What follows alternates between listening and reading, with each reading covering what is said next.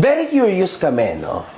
Even ako, dahil nakasama niyo siya, napapansin namin na panay ang takip niya sa ilong niyo, no? So, bakit? Ano bang incredible na amoy ng ating bida? Sa loob po kasi ng sasakyan, Napapansin namin yun, eh. nagsisigarilyo po. Yung kada sigarilyo niya po, Siyempre po, di ba? na-intact sa loob yung amoy niya.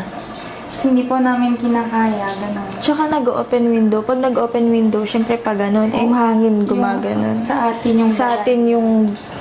Sobrang tindi talaga. Yun yung amoy sa sasakyan. Oh, How about kapag nasa labas kayo? Kasi parang ganun pa rin, nagtatakay pa rin kayo, eh.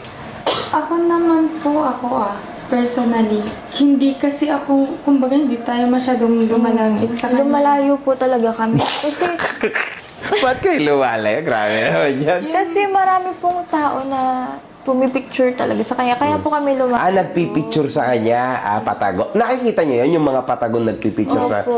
Oh. Ang dami po talaga. Minsan pang... Hindi nagpapapicture, nagpipicture sa kanya, Opo, tama? meron po yung mga nagpapapicture, meron yung simpleng kumukuha lang ng shot sa kanya, ganun.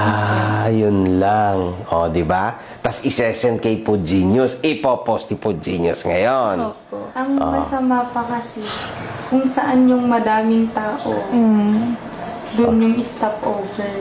Sinasadya niya yon Ganun po. para makita nyo na sikat siya.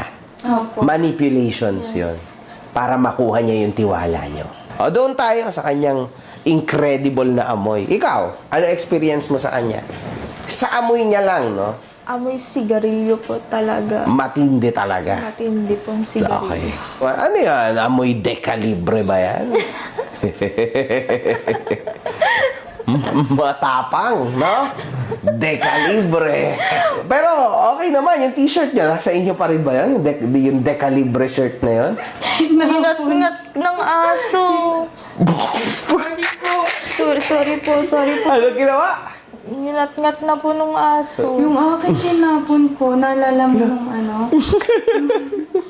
nung kakababa natin, nung sinundo tayo ni Joshua at Casey, di ba tinapon ko yung akin? yung Sabi ko, akin- grabe, trauma yung binigay ko. Sinampay ko, kasi itatapon ko, sinampay ko dun sa may, di ba nilabas ko yung double deck? Kinuha ng aso, be. Nasa daan siya ngayon. Makikita mo yun papasok sa amin. Grabe. Napakamalas talaga, mga kabro. Iba ho talaga ito. Okay. Naalala ko po kasi kapag Buong-buo pa yun. kadiri, kapag kinukuha niya po yung buwelo ng pagkuha niya ng plema niya, ganun po. Sampal mo. Kadiri. Okay, paano? Nabuelo ng plema tapos? Ganun po. Tapos, Dudura niya. dudura niya po. Ayos talaga. Napakatindi ho ng experience. Dekalibre talaga. Buong buo pa. Yak. Wala naman siyang sipon or what. Kaya nga, parang nanggagaling sa ilong throughout. Hindi ko alam. So, Oh my God. Yun.